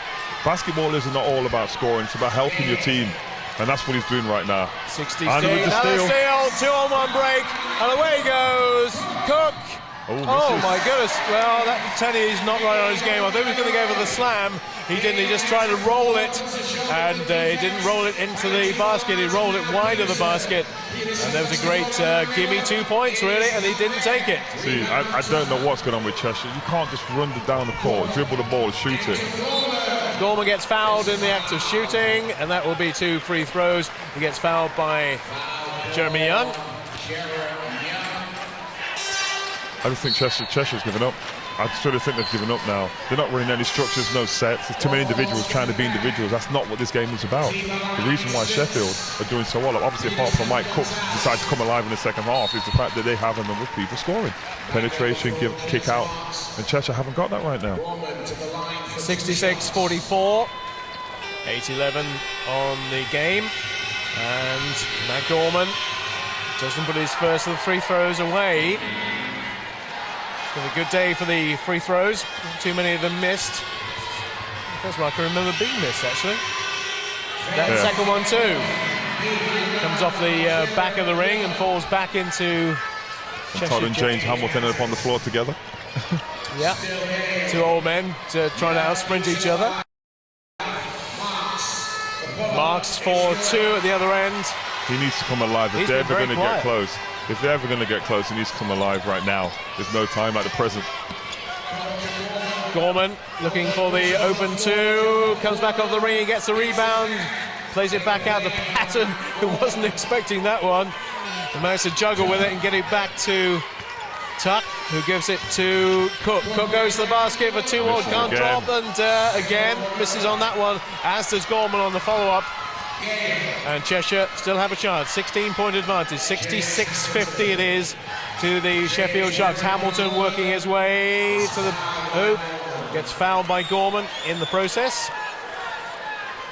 See, Mike's getting frustrated with himself right now, and there's no need. They're up by 16. Don't try and aggravate the refs or intimidate the refs. It's never a good thing to do. I've tried it often enough, and sometimes it comes back to bite you.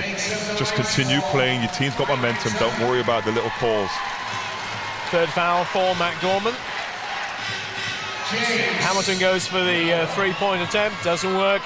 Goes back off the ring and falls straight into the palms, the grateful arms of Ryan Patton, who's had a very good game. He's been marshalling things from the back of the court. Now Cook tries to get involved again, waiting out on the right wing, if you like, looking for a way through the centre of the court. He finds it, brilliant work, and he gets fouled in the act of shooting. And he'll have 2 free throws to come. See, he's doing what he wasn't doing in the first quarter. The first quarter he's relying on the little jump shot, it wasn't working. He's decided to take it to the hole now. And he's getting the contact, he's either making the layup or alternatively, is Ryan Young fouled out? Yeah, Young has gone. That's 5 fouls for him. He just constantly checking that up. Yeah, Young has gone. That's 5 fouls for him. He's out of the game. Right, I just feel that Chester haven't come with the right mentality from the first quarter onwards to try and even attempt to win this game. So 2 free throws for Cook, first of which right through the centre of the hoop takes him to 14, and if he scores this one, he will be the joint top scorer in the match. With 1.5 quarters, that's all he's done in him. That's it, 15. He goes to 15. He ties Ryan Patton for top scorer in the game without ever really looking fluent and that fluent, but he's nonetheless done what he has to do. He has. He's turned up in the third and fourth quarter and done exactly what he's normally been known for the whole year. 18-point advantage for the Sheffield Sharks, 68 points to 50. 6:55 remaining in the game. there's still enough time to them to pull themselves back into the game, but it's got to start somewhere, which is defensively, getting some stops, but making some shots. They're holding the ball too long, too much. Well, already there's 10 seconds gone on this shot, and then there's going to be alternate possession, because again it would have been a jump ball in the old days with the Cawthorne and Hamilton, but it is Jets ball, is it? No, it's yes. Yes, it's Jets ball. 13 seconds left on the shot clock. And they've done very little with it so far. Gale working his way to the basket this time, throws it out to the far side for Marks for two. Another shot short, Ryan's off to the races. Yeah, wants to get back in front in terms of the scoreless race, and that's there was a chance there for Tafari Tony to slam that one home, and it just didn't quite get his fingers on it properly, and then there's going to be 2 points for Colin O'Reilly. Foul committed by Atiba Lions under the hoop, so that's a 2+1 and reduces the arrears to 68 points to 52. 16-point advantage. Sharks don't have anybody in foul trouble, so they're not too worried with 6 minutes and 18 remaining on the clock. And that just sums up the Cheshire Jets day, really, doesn't it? Colin O'Reilly can't put that one away. Another short shot that's just hit the front of the ring. It's one of those things. Just foul. He didn't call a foul. No, he didn't. And difficult to see that one. A 2-on-1 here for Cheshire Jets. Foul. Oh, that's a nasty foul yes. by Tafari Tony. That's 4. Is that 4 on Tafari? That's 4 on Tafari. That's 4. Yeah, he's got 4, but it wasn't called intentional, I don't think, was it? Well, no, he deliberately, where he went trying to block it up, but his momentum took him through. Flattened Marks. Well, Sharks have called a timeout. The Atiba Lions wants to have a few words just to make sure that this 16-point advantage doesn't evaporate. 5:59, so we'll give you the individual scorers again, both with 15, Ryan Patton and Mike Cook. Then we have to look for the Sharks anyway down to the 6s, Atiba Lions, Mike Tuck and also Todd Cawthorne. And 14 points, James Hamilton, top scorer for the Cheshire Jets. Is there any way back for them here? There's still nearly 6 minutes to go. There is, but they've got to start the defensive stops first and get an easy layup. But right now the referee's having their 3-way conflab, so let's say if all the calls change. And they tried to give Cheshire some calls now and bring the game back close together, so at least Crack can get back into this. Yeah, just to reiterate that Tafari Tony is on 4 fouls now. So I imagine he'll be pulled out of the game because they don't really need him to go to 5. No, they've almost had to bring Matt Gorman back in. Just another big body. No, they're not. They're bringing Tuck back in. Yeah, Cawthorne is back into the fray. He'll be defending a free throw for the Cheshire Jets to start off with. And Hamilton limps out again. And he's limping more properly now. Looks like a man on stilts. Really isn't control of those legs, is he? But he's still there.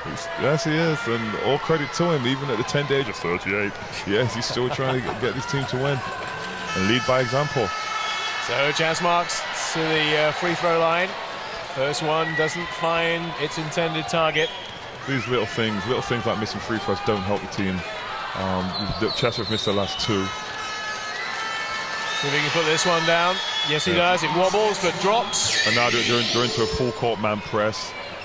Trying to keep the Sharks down their own into the court if they can. Remember, they have to get it out within 8 seconds. They've done that quite comfortably, and they give it to Tuck, and Tuck gets fouled and gets the 2, and will have a bonus to come from the free throw line. And it's 70 points to 53 deep into the fourth quarter. Sharks broke the press pretty easy, then Tuck just took it strong down the lane, got hacked. They were strong enough to put it in and won. This could take it up to an 18 points lead. So Tuck on 8 points. This will take him to 9. Puts it away. Our apologies, we've lost our courtside commentators. Bob will try and sort that out for you, but we'll carry on commentating now with the Jets pushing forwards. Marks with the ball. Hamilton, that's a good 2. So the Sharks now looking to push forward, but that's a great steal. What a brilliant steal by Hamilton. To Marks. It's 2 points. 2 points for the Jets, 57-71. So the Sharks push forward now. And it's a great steal by Marks. Through to Hamilton. He goes for three and he pops it. So the Sharks getting a bit shaken by the Jets. But now Cawthorne is pushing forward for the Sharks. For two, that was Took. 73-59 now. So the Jets pushing forward now. It's to O'Reilly. O'Reilly looks for Gale. Gale looking where he could possibly go. He's going all the way on his own here. He goes. It counts. It's 2 points. With a foul as well, giving him a chance to get another point, but he's not very happy here. Don't quite know what he's complaining about. You'd have thought he'd have been happy with the points he's been awarded.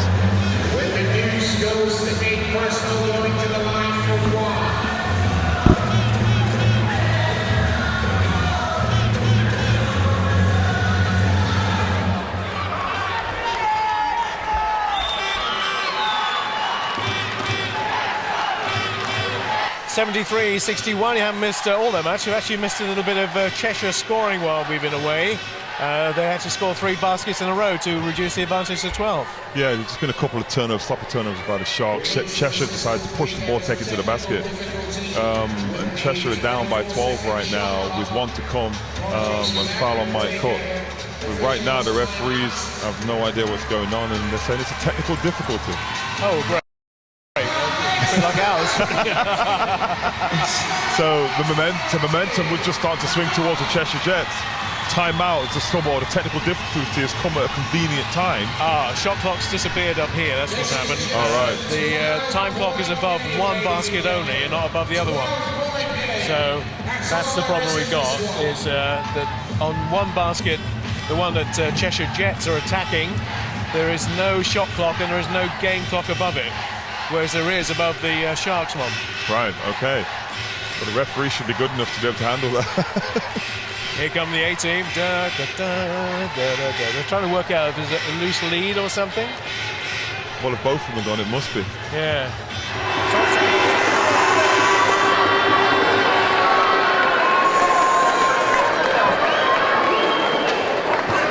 Gale on the line for one.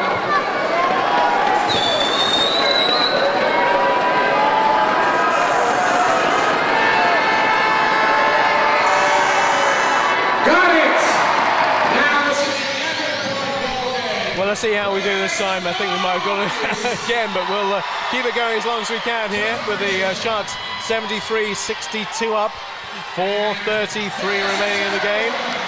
And, well, it's tighter than it should be, really, going to get at this stage. Yeah, Cheshire decided to throw caution to the wind, double team, trying to get the ball out of their hands and take it to the basket. Sharks are in the bonus right now. Sharks have just turned the ball over again. They get an easy score here. And you could have it under double figures for the first time in a long time. Yeah, it takes back to the third quarter. Maybe they're trying to get a little bit too fanciful. Peterson has it for the Cheshire Jets. Hamilton now looking like a rejuvenated man. Gives it out to Gale. Gale tries to put it inside O'Reilly. That one comes off the hoop. Hamilton with the one-legged rebound. Yeah, 24 seconds. Marks to Hamilton again. Hamilton with a hook shot for two. Now, 9-point game, just under 4 minutes to go. Can the Sharks handle the pressure? He got it back. A very lucky boy to get it back. And then 2 points from Mike Cook takes him to 17. Top scorer in the game. Very, very lucky to get a rebound off James Hamilton there. James Hamilton stole the ball, fell over it, bounced back into Tuck's hand, who then gives Mike Cook a layup. They're bringing Tafari back in on 4 fouls with 3 minutes 44 to go. Todd will sit it out. Tuck will sit it out for the remainder of this game, maybe. But still 3 minutes and 44. And Sharks have called a timeout. Not surprisingly, because a little bit of the momentum has gone. Yeah, James Hamilton's limping his way back to the bench. You know what? It's great to see that he's still committed and still got that drive to play and win. But I thought they should have took him out earlier on. give him a couple minutes to try and sort the leg out, but obviously he wanted to stay in and try and help the team. 3:44 remaining, 75-64 to the Sheffield Sharks. 5 team fouls against them, 4 against the Cheshire Jets, so they have to be very wary of that as well, as we're down to a double-digit game. Mike Cook going to 17 points, Ryan Patton to 15, Tafari Tony to 13, but he is on 4 fouls, and it's just getting a little bit edgy now. Yeah, this next offense is going to be very, very crucial to both teams. If Cheshire come down and hit a 3, it's all to play for again, and Sharks seem to be tightening up with a little bit of pressure that Cheshire are putting on them. They've got to handle the pressure. They've been in this situation before. They're not at the top of the league for no reason, and they've beaten 3 times before. It's just like handling the pressure, taking what they give you, and just getting on with it, running the clock down. And in case you missed it last night, Newcastle lost to Worthing, so that's a big bonus for the Sharks. Newest challengers in the BBL. Actually lost their game last night, so I guess we're a little bit more breathing space at the top. They have breathing space of 11 points in this game, but there's still 3 minutes and 40 to go. And Cheshire Jets have possession. And the turnover. Yeah, well, the turnover was almost by their own man there, because 2 players collided. Meanwhile, at the other end, 2 more points are put away by Atiba Lyons. He goes to 8 personal, and that gives them an advantage of 13 now. 77-64. Heron Scarum open pace game. Parks marks for 3. Back to 10 points now. Offense. Tap's gone. Tap's gone.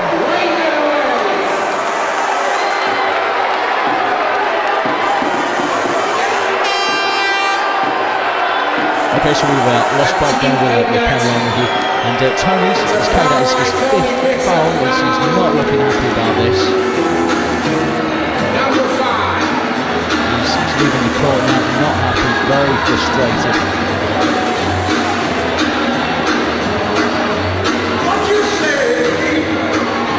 Jets looking to get some more points to close this gap with the Sharks. Gale is pushing forward. Can he find a gap to get through? He does, he pushes forward. Back to Marks. He shoots and he's just missed out on 3 there, but they continue to push forward. O'Reilly looking for help. He goes to Marks. He goes again, passes it through. They're going to go for it. That's a foul. Cawthorne with his 3rd foul there. He needs to be careful now. He's got 2 fouls left. Make that foul number 3. James Hamilton will go to the line for 2. And closer to the Sharks now from the line. Can he get the 2 points that would be so crucial in this match? He goes, and that's 1 point for him. Can he get the 2nd point to bring it to just 8 points difference? He shoots, and it's in. It's 2 points for the Jets. 69-77. So the Sharks are going to look to extend their lead here. Lyons passes it forward to Cawthorne, who looks for the support of Cook. Is it in? It's in. It's in. 2 for the Sharks. 79 now. 10 points difference. The Jets push forward now. O'Reilly to Hamilton. Oh, and that's another foul by Cawthorne. It's his 4th now. Cawthorne's looking very frustrated. The Sharks getting worried now. Still a 10-point difference, but the Jets will be looking to bring that a little bit closer now. To take it back to 8 again.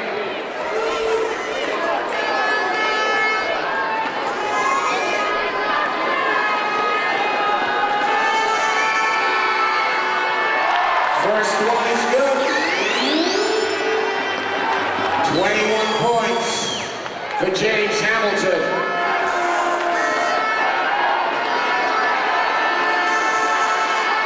Got it. Now Cawthorne. They're really trying to extend their lead to get out of the way of the Jets. Cook doesn't quite get there. Peterson's now on the ball.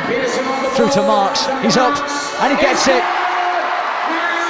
It's another 2 points for the Jets. It brings the Jets to 73-79, and this is now a 6-point ball game.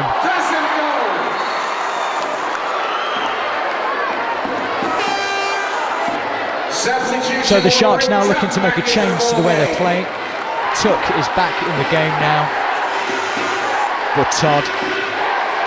Cawthorne, of course, on his fourth foul, he's now gone. The Sharks looking to somehow escape from the Jets. Lawson to Cook, he misses. So Gale's pushing forward for the Jets. He's looking for help. Peterson, he's pushing forward. This could be a three. It is. The Jets have got a three. 76-79. This is unbelievable from the Jets. The Sharks are reacting now. But could the Jets get back?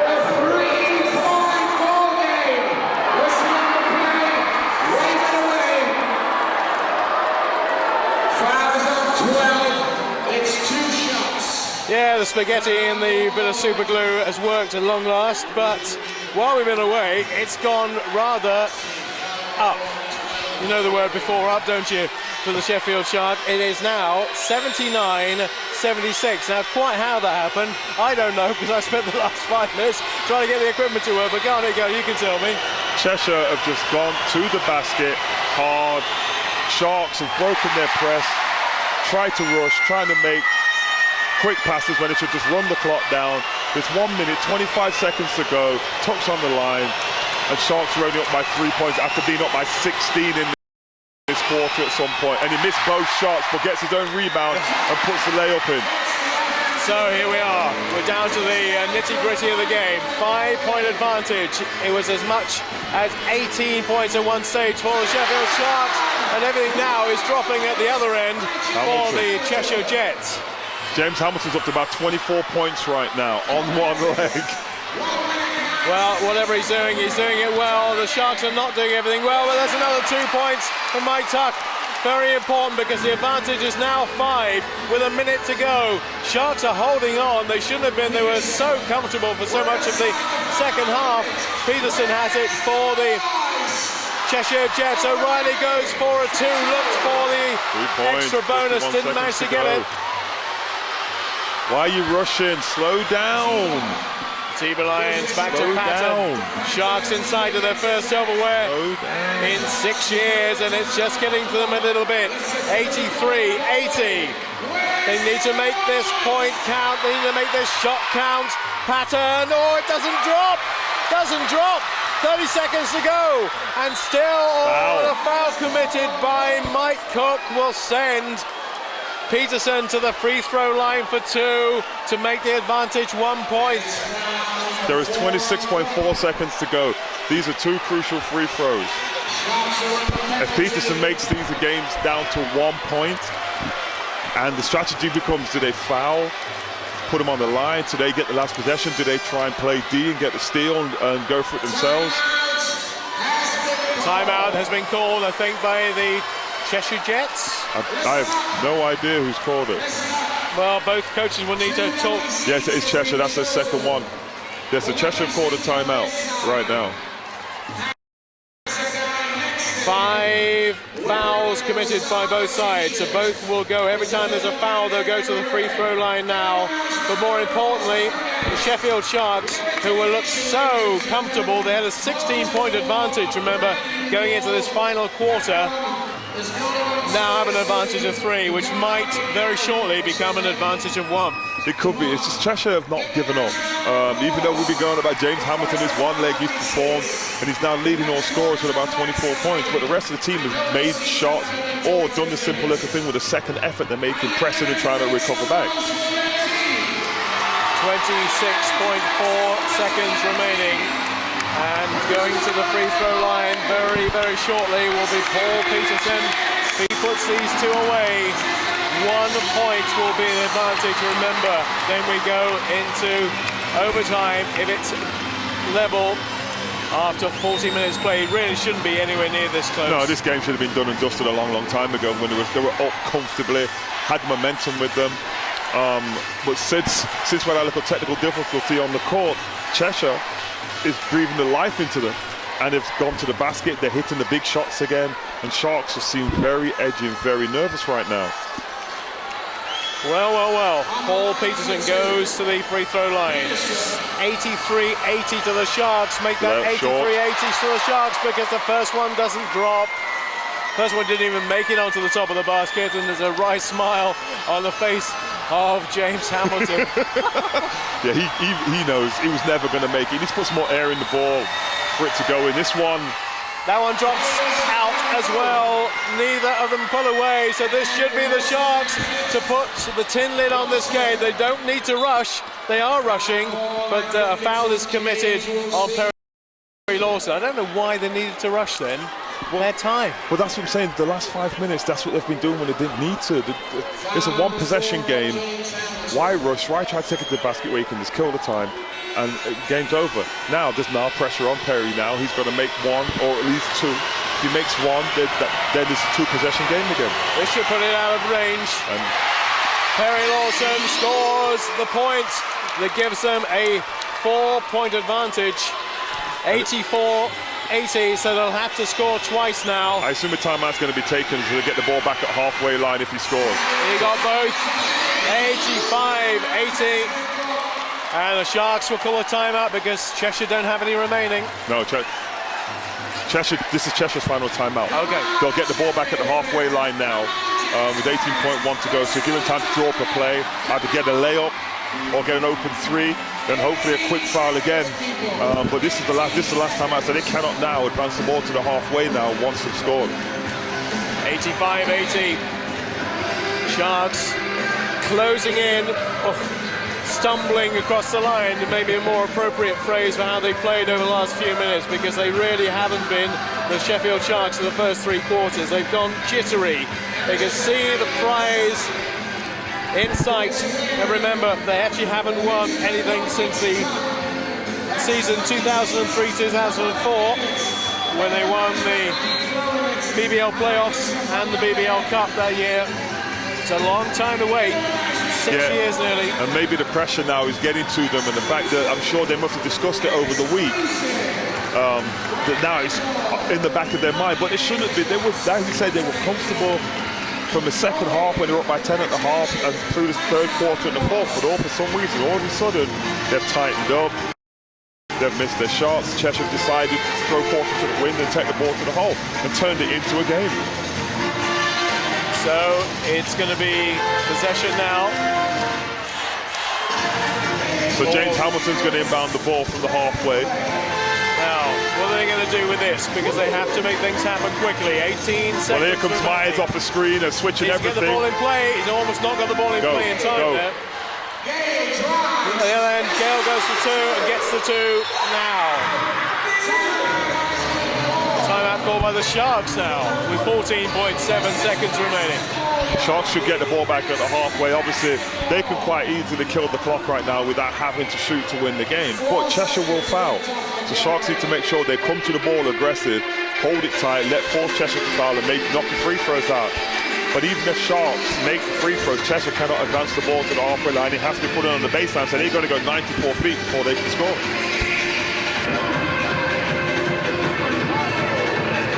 With an 85-82 scoreline here in the BBL Cup final at the NIA in Birmingham.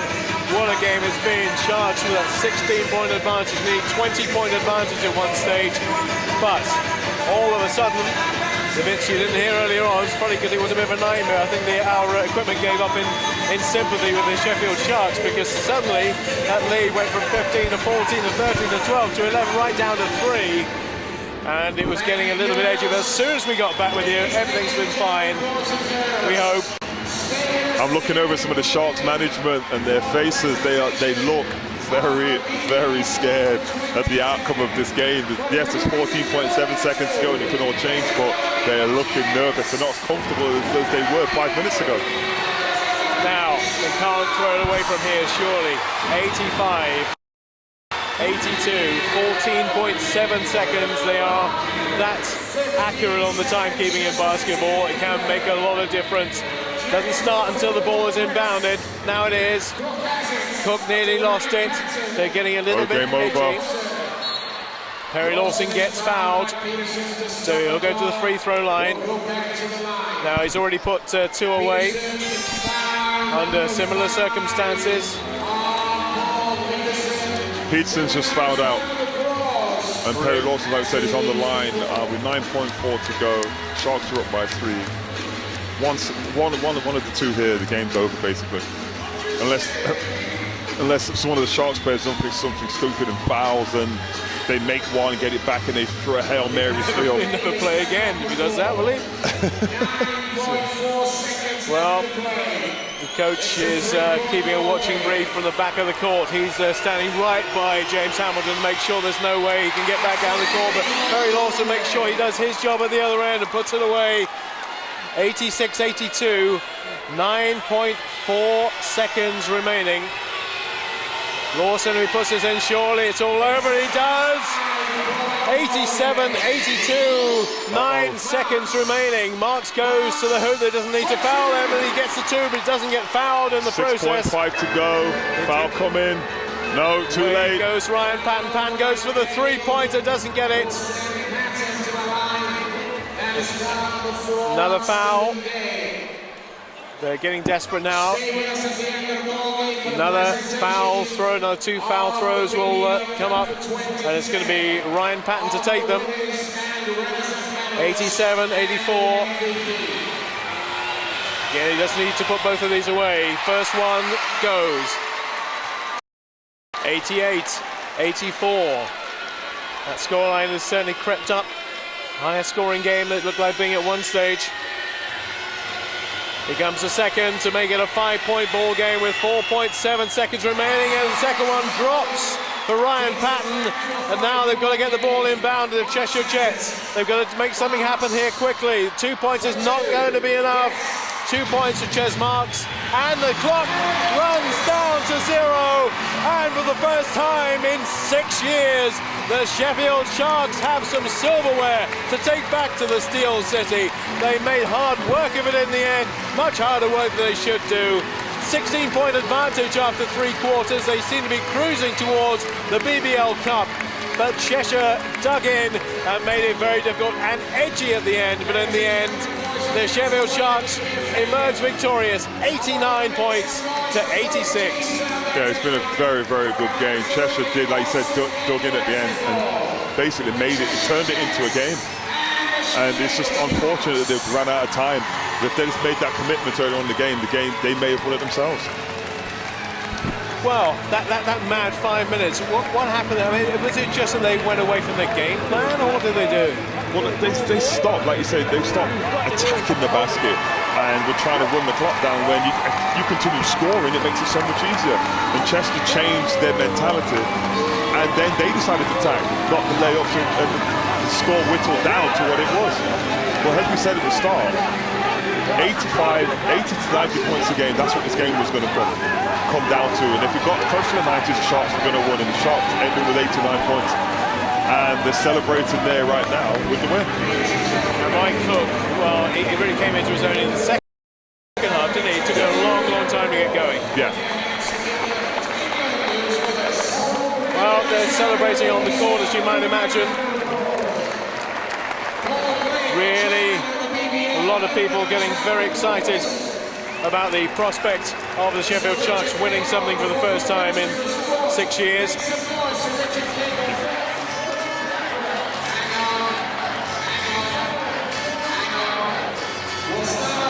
Well, there's plenty of noise being generated by the Sheffield Sharks fans on the far side.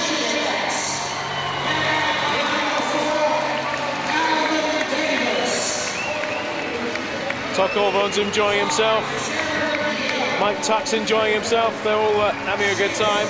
Yeah, they're all very happy now. They deserve to win. Consistently over the game, they've played well and deserved to win. But Cheshire did actually make a comeback late in the 4th quarter. It's just unfortunate, like I said, they ran out of time. It's a bit tight. I know, we kind of tightened up at the end there. A couple of guys made mistakes. They put the pressure on. They had nothing to lose and they hit shots. Now, what does this mean to you with the club last season? Now, you're BBL Cup champions. You must be pleased with that. Oh, definitely. You know, like I said, this team here, we've got a lot of potential, and this is just the start of trophies. I think we're going to win a couple more this season. What's next for the Sharks then? Well, the next trophy I think is we just got to win the championship. So Newcastle lost yesterday, and we just got to keep taking one game at a time and just grind it out. Are you nervous about the free throws? No, really, I'm not. Like, in those pressure situations, that's what you practice for, to be in that situation your whole life. When you start playing basketball, I started at 12. So being on the line, I just thought, just go through the routine in my head and just do what I can do and put it up there, and if it goes in, it goes in, and it did. Okay, thank you, Tom. Let you celebrate, thanks. Thank you very much. Just seen a very, very excited Yuri Matishin rush past me. I did try and get him to go across the Jay just then, but he's now gone to celebrate on the court with a few of the others. I think we're going to send our intrepid reporter, who's now going to have to high hurdle all the advertising hoardings on the side here. You're not going to get him, Jay, however quickly you run, but there's plenty of people who come out of this game with great credit, because a lot of them, Todd Cawthorne has, there's a couple of other players who have, but a lot of these have never been in finals before, and it's a new experience for them. Yeah, like for Ryan's been there at the lower levels, but this is the first time he's made it to final, and basically he played very, very well. And so Mike Tuck came late to the club and has performed admirably today as well. And Mike Cook performed very well in the second half. He did what he normally does, as he's been doing the league all year. Atiba's first full year as a coach, he's done an excellent job, put a very good set of individuals together and gelled them into a very good team. Do you think they can go on and win the league now? Because, I mean, they've got a bit of an advantage to having Newcastle having lost last night.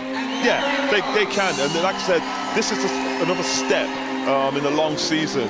But look, it's a weight off their shoulders now, because the finals come and gone. They can get back to focusing on the league, deal with the league before they start to deal with the playoffs. 89-86 was the final score. Very, very tight. Just the 3 points in the end, much tighter than it should have been. But nonetheless, the Sharks did emerge victorious, and I can see Yuri Matishin now chasing around, and hopefully any second now, the general manager of the Sharks will be with Jangir Ahmed. There he is. Thanks, Bob. Yuri, how do you feel? Totally elated. It was such a seesaw at the end of the fourth quarter. I felt we'd lost our momentum. I thought it was all going wrong, but those free throws went in at the end from Perry, which were big, and we came through. So tremendous. Who stood out for you today? Who stood out for you? You know what? It was a team performance, because Mike Cook probably did have one of his worst days of the season, but everyone else came out. I thought Ryan did brilliantly well. First game in 3 weeks. Thought Tafari Tony had a big game as well, and Mike took at parts. It's your first trophy since 2004. What does it mean to the Sheffield Sharks? I mean, for the Sharks, we're back. We're right up there. It's really important. I said it fills this void we've had, and now we're right up there and top of the league too at the moment. You can go for the league now, then, Yuri? Absolutely. We go for that. Absolutely. Yuri, thanks a lot, mate. I'll let you celebrate. Thank you. Thank you very much, Yuri, and thank you, Jangir, who will be getting a word or two with some more. Let's talk about, what are you not happy with? You're not happy with something. Come and talk to me. You're on the radio. Well, I have never known this to happen, but they've given James Hamilton, off the losing team, the MVP. Oh, yeah. And that has never, ever happened ever before in any basketball game that I have ever seen or known of. And is that warranted? Yes, it is, but he's on the losing team. I thought the MVP was the most valuable player that led your team to the trophy. James Hamilton, did have 24 points and 12 rebounds, but it's a shock. There's a lot of people now. Maybe they felt sorry for him. he was carrying that injury all the way through the second half anyway. So not really that surprised. Oh, here comes the champagne. The Sharks are celebrating with the champagne now. Well deserved as well. All over the place. All the players are caked in the stuff now. They've got the BBL Cup in hand, and now they're holding it aloft to the Sheffield Sharks fans on the far side. All of them in a group.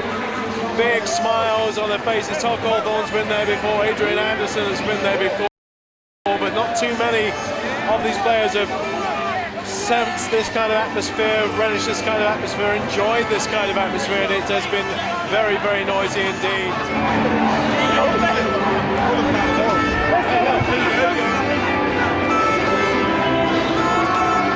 Champion!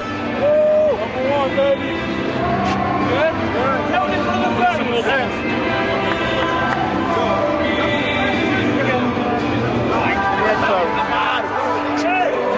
very well. Really disappointed. You only turn up for one quarter. That game was there for the taking today. And as professionals, we've got to remember that a game of basketball lasts 4 quarters. We're going to get loads of pats on the back and people are going to say, oh, well done, unlucky. It was a great comeback. Forget that. You have to play for 4 quarters. We let a trophy slip through our hands there. We worked so hard to get to this final and we didn't take it. Very, very frustrating. Have you got anything you'd like to say to the fans? Fans were fantastic. They backed us all the way. They really got us going in that 4th quarter. I think we let them down. I really do. You have to play basketball for 4 quarters. It's the most frustrating loss I've ever had in a game of basketball. Tough loss today. Where do you think the game was lost?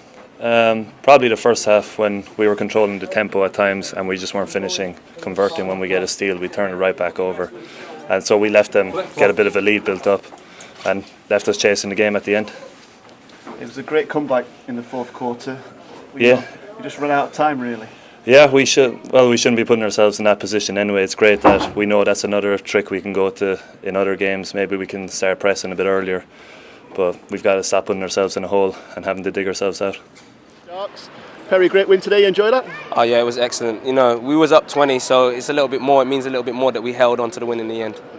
What would you think was what was going through your mind when Chester came back in the 4th quarter? Can we get a stop, please? Like, guard the 3-point line, all types of emotions. You know, you just got to try and roll with it. And sometimes teams goes on runs, you just got to kind of hold them off, and that's what we did today. What do you think was key to us winning the game today, the Sharks winning the game? Well, I kind of froze on that question because there was a lot of things that, you know, key to us. Defense was the number one thing down the stretch that kept us in the game, and beating their press in the end, actually. Yeah, okay. You made some big shots down the stretch today, quite crucial free throws. What was going through your mind when you're on the line there? Well, I already spoke to BBC Radio Sheffield about that. Like, you know, you live your whole life as soon as you start playing. That's what you do. 3, 2, 1. The game's on the line. You knock down your free throws. So it was nothing, just blank mind. Go through my routine and just put the ball in, and that's what I did. Well done. Todd Cawthorne, the captain of the Sharks. Great win today. How many trophies is that? It's 8 trophies in my career, you know, I think this one felt good. First 3 quarters, you know, we played really well. We played hard together, and you know, I think there were some guys that didn't play their best today, but we stepped up as a team, as a unit. Everybody played their part, and I think that the 4th quarter made things a little bit dicey, a little bit scary. But you know, we pulled it out at the end. We had some guys who knocked their free throws down, and you know, we came away with a win. What do you think was key to the overall to winning today? I think you know, a lot of people have been saying that we're a one-man team. I don't think that's the case. I think we got a lot of weapons, and you know, we used them today to build that lead up. And what we didn't do was deal with the pressure collectively together and helping one another out. When we finally started to do that towards the end, we got some layups and some easy baskets. And I think we probably played the game at too frenetic a pace in the 4th quarter, which is what they wanted to do. They wanted to speed up the game and get themselves back into it, when we should have been taking our time and running time off the clock. But you know, it's a win at the end of the day, and we'll sit down and look at the things we did badly and things we did well, and focus on them for our next game next week. Enjoy that, Atiba? Definitely. You know, you always got to enjoy a win. You always got to enjoy it, despite you know the week ending. You know, the 3 quarters did enough to us to close it out. What do you think was crucial to the win today? What did we do well? I think the free throws was excellent. You know, we hit 6 big free throws. Perry hit 4. Ryan hit 2. And you know, a game like this, that's what it comes down to. They played excellent defense in the second half, and we made some poor decisions.